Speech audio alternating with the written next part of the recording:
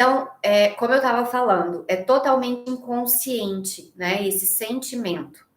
Mas quando o Bert olhou para a história que ele estava trazendo, na verdade, a mulher dele estava, de alguma forma, trazendo à tona aquela história da irmã, né? Aquele sentimento que ele tinha com relação ao que aconteceu com a irmã. E quando o Bert coloca ali o sistema dele, ele percebe que, na verdade, a filha dele estava representando essa irmã, a tia, no caso, né? Então, era uma compensação no sentido de ele sentiu como se ele tivesse extraído vantagem, né? A irmã dele morreu e ele ficou vivo. E aquilo marcou ele de uma tal forma que ele não sentia que ele tinha o direito de viver. Então, ele foi relatando vários acontecimentos ao longo da vida dele, né? Relacionados a isso e o quanto ele estava identificado ali com a morte, né? Ele estava indisponível para a vida porque ele estava tentando compensar a morte da irmã. Então, o que aconteceu na constelação foi, quando isso veio à tona, ele pôde olhar para o destino da irmã e entender que o destino da irmã era um e o destino dele era outro, né? E reconhecer esse destino da irmã e se despedir para se desidentificar, para se desemaranhar. Então, esse é um movimento, gente, muito forte, muito profundo, né? Que acontece na constelação e que depois ele reverbera ao longo do tempo, ok? Então, a compensação, esse é um tipo de compensação, né? Alguém que tenta compensar algo trágico, por exemplo, que aconteceu. Ou existe ainda quando existe uma inversão na hierarquia. Então, uma das leis da constelação é a lei da hierarquia, né? Em que os pais são maiores que os filhos, os que vêm antes são maiores do que os que vêm depois. Aquele que veio antes dá, o que veio depois toma e passa adiante.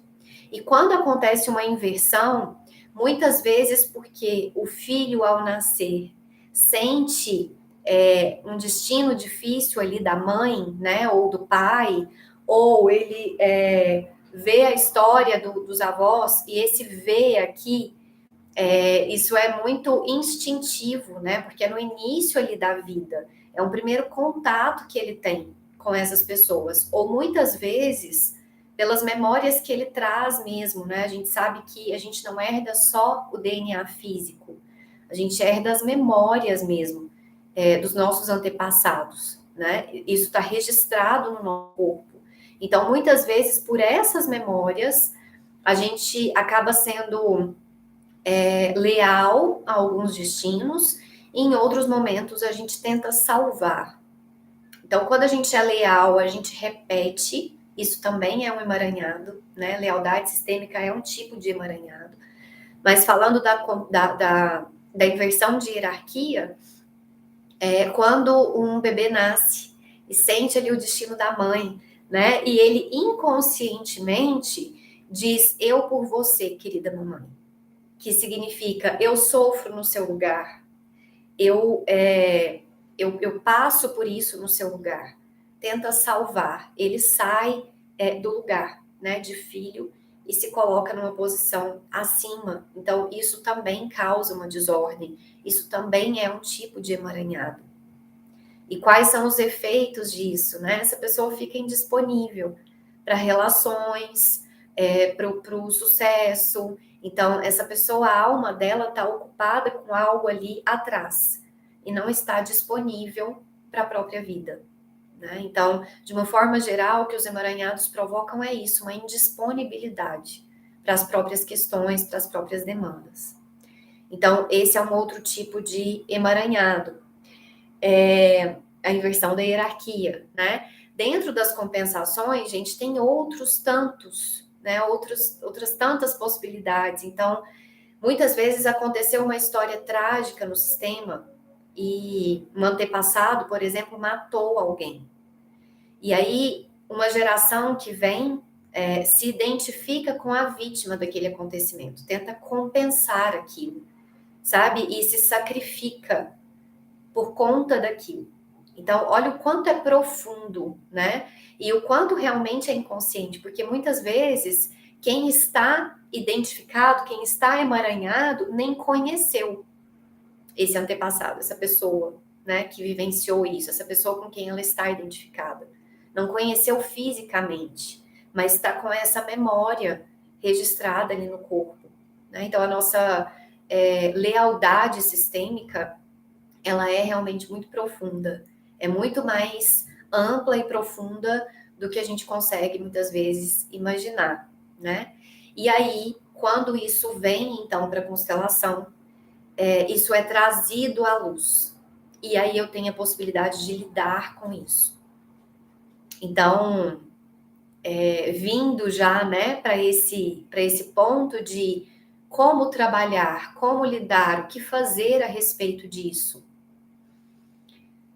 O primeiro ponto é identificar os sintomas e os efeitos, né? Então, se eu sinto que tem algo na minha vida que está muito pesado, que está muito travado, se eu não consigo me reconhecer, se eu não consigo me dedicar às minhas questões, às minhas demandas, se eu sinto algo físico até, né? Uma ansiedade crônica, depressão, uma doença específica, muitas vezes o câncer, a gente vê muito na constelação, né? Pessoas que estão com câncer por conta de uma lealdade sistêmica, de um emaranhado sistêmico. Então, identificando esses sintomas, esses efeitos, esses sinais, vir para a possibilidade de entrar em contato com o que está por trás, né? Então, na constelação, é isso que acontece. A gente vai pegar aquilo que você está vivenciando e olhar para o que está por trás. E aí a gente entra em contato com esses emaranhados, com essas dinâmicas. Quando isso é trazido à tona, quando isso vem para a luz, aí inicia um processo. Então, aqui eu estou falando do caminho da constelação, né? Quando você traz para a constelação e toma consciência que está fora do lugar, se você está tentando trazer à tona alguém que foi excluído, dentro da constelação, essa inclusão, esse reconhecimento vai ser feito. E aí, a partir dali, começa uma liberação. Então, aquela pessoa que antes estava excluída, ela passa a ter um lugar na alma ali do sistema. E aí, essa compensação já não é mais necessária, né? Então, os movimentos começam a acontecer. Quando tem uma inversão na hierarquia, então tem um filho tentando salvar o pai, ou uma mãe, e está ali emaranhado naquilo, quando isso vem à tona, quando isso vem à luz, esse filho tem a possibilidade, né, de dizer, olha, agora eu fico no meu lugar, de entregar para a mãe o que é da mãe, entregar para o pai o que é do pai.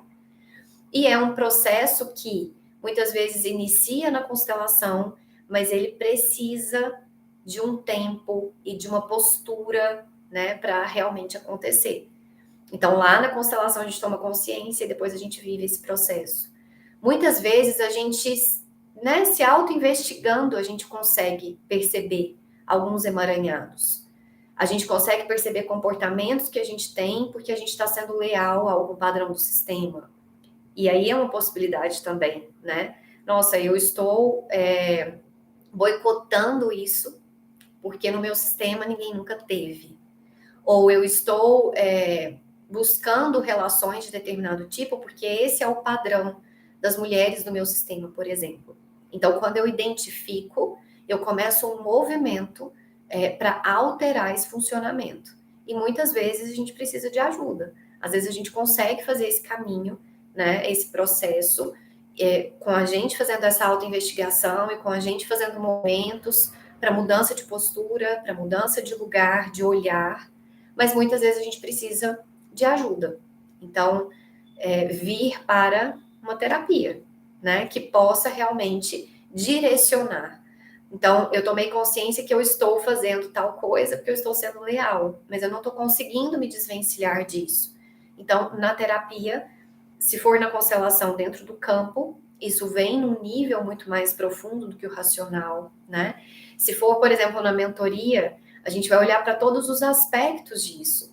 Então, muitas vezes, alguém não consegue trabalhar aquilo dentro da constelação. E aí vem para a mentoria para vivenciar esse processo, né? Eu vou olhar para os aspectos disso. O que me mantém ainda, né, aprisionado a isso? E quais são os movimentos possíveis para que eu comece a realmente mudar de direção, me desvencilhar daquilo que está me emaranhando, né?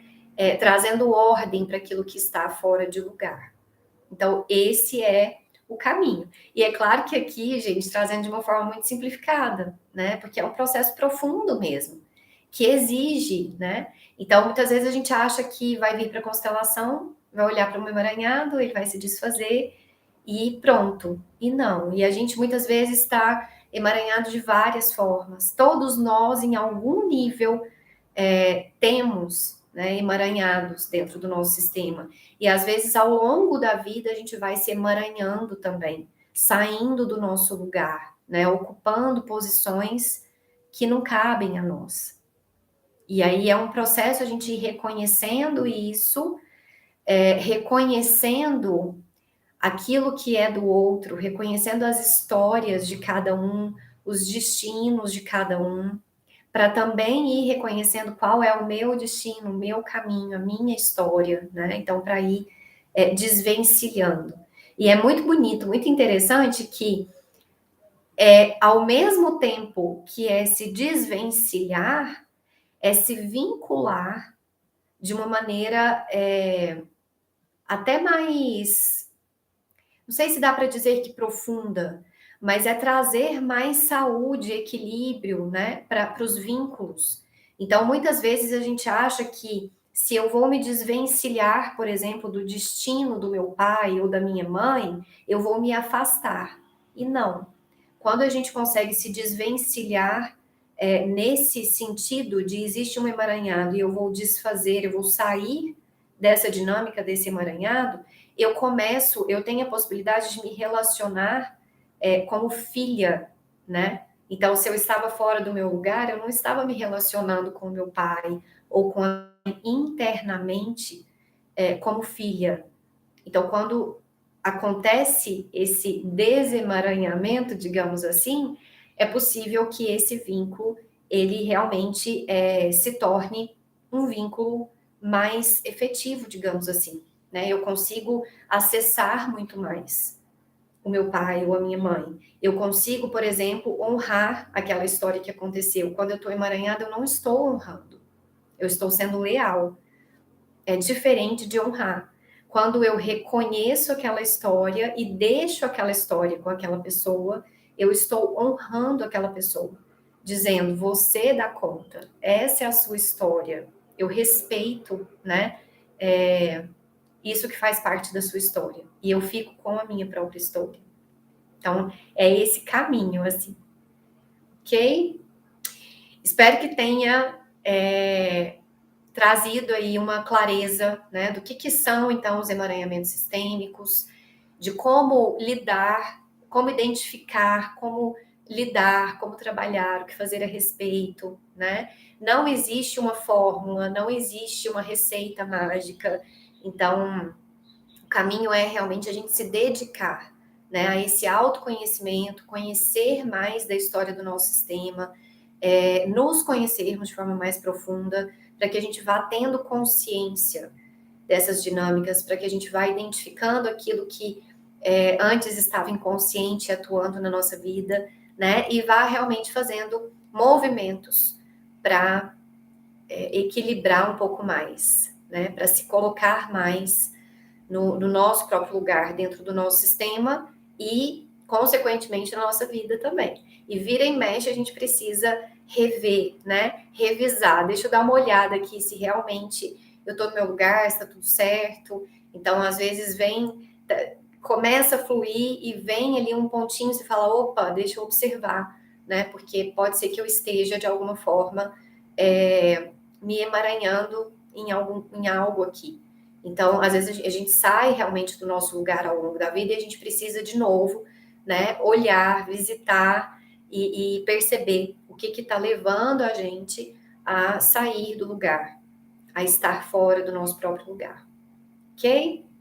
Então é isso, esse é o nosso primeiro tema aqui, nosso primeiro vídeo.